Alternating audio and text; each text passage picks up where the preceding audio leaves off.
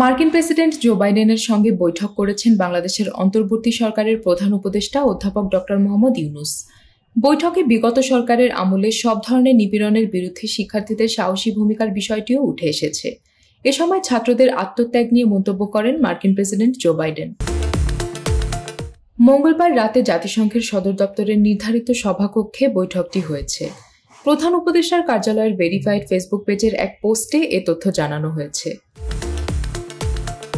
পোস্টে বলা হয়েছে, বৈঠকে অধ্যাপক ইউনূস বিগত সরকারের আমলে সকল ধরনের নিপীড়নের বিরুদ্ধে শিক্ষার্থীদের সাহসী ভূমিকা ও বাংলাদেশ পুনর্গঠনে তাদের গুরুত্বপূর্ণ অবদানের কথা জো বাইডেনকে জানান। অধ্যাপক ইউনূস জোর দিয়ে বলেন, দেশ পুনর্গঠনে তার সরকারকে অবশ্যই সফল হতে হবে। এ সময় মার্কিন প্রেসিডেন্ট জো বাইডেন যে কোনো সাহায্যে বাংলাদেশ সরকারের পাশে থাকার আশ্বাস দেন। প্রেসিডেন্ট বাইডেন বলেন, শিক্ষার্থীরা যদি দেশের জন্য এত ত্যাগ স্বীকার করতে পারে তাহলে আমাদেরও উচিত পূর্ণ সহযোগিতা করা। এতে আরও বলা হয়েছে, বাংলাদেশ সরকারকে পূর্ণ সমর্থন জানিয়েছেন যুক্তরাষ্ট্রের প্রেসিডেন্ট জো বাইডেন। এছাড়া বৈঠকে প্রধান উপদেষ্টা জুলাই বিপ্লব চলাকালীন ও এরপরে বাংলাদেশি শিক্ষার্থীদের আঁকা দেয়াল চিত্রের ছবি সংকলিত দ্য আর্ট অফ ট্রায়াম্ফ শীর্ষক আর্ট বুক মার্কিন প্রেসিডেন্ট জো বাইডেনকে উপহার দেন।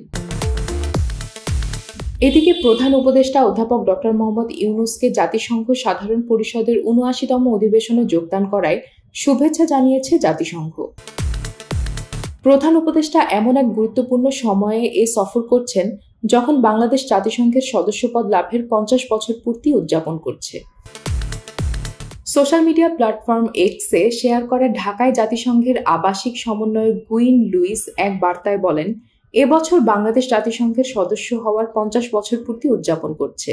প্রধান উপদেষ্টা ডক্টর ইউনূস সাধারণ অধিবেশনে যোগ দেওয়ায় আমরা শুভেচ্ছা জানাচ্ছি। জাতিসংঘের সাধারণ পরিষদের অধিবেশন শুরু হওয়ার পর ভাষণ দেন জাতিসংঘের মহাসচিব অ্যান্তোনিও গুতেরেস। তিনি বলেন, আমরা বিশ্বব্যাপী এমন এক চ্যালেঞ্জের মুখে রয়েছি যা আগে কখনো দেখিনি। বৈশ্বিকভাবে এই চ্যালেঞ্জ মোকাবেলা করতে হবে। যুদ্ধ বেড়েই চলছে এবং তা শেষ হওয়ার কোনো উপায় দেখছি না।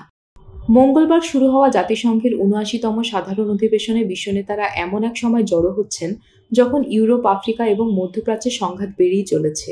এছাড়া রয়েছে গাজা যুদ্ধ এবং ইউক্রেন ও সুদানের সংঘাত। আশা করা হচ্ছে এই অধিবেশনে বিশ্বনেতারা যুদ্ধবন্ধে তাদের কণ্ঠ জোরালো করবেন। জানা গেছে, মার্কিন প্রেসিডেন্ট জো বাইডেন মঙ্গলবার জাতিসংঘের সাধারণ অধিবেশনে ভাষণ দেবেন। জাতিসংঘে এটি তার চতুর্থ এবং শেষ ভাষণ। হোয়াইট হাউস জানিয়েছে, এ ভাষণে বাইডেন বর্তমান বৈশ্বিক সংকট তুলে ধরবেন। ইউএনজিএ-তে অংশগ্রহণ উপলক্ষে ডক্টর ইউনূস এখন যুক্তরাষ্ট্রে অবস্থান করছেন। বাংলাদেশ সরকারের প্রধান হিসেবে এটি ডক্টর ইউনূসের প্রথম যুক্তরাষ্ট্র সফর।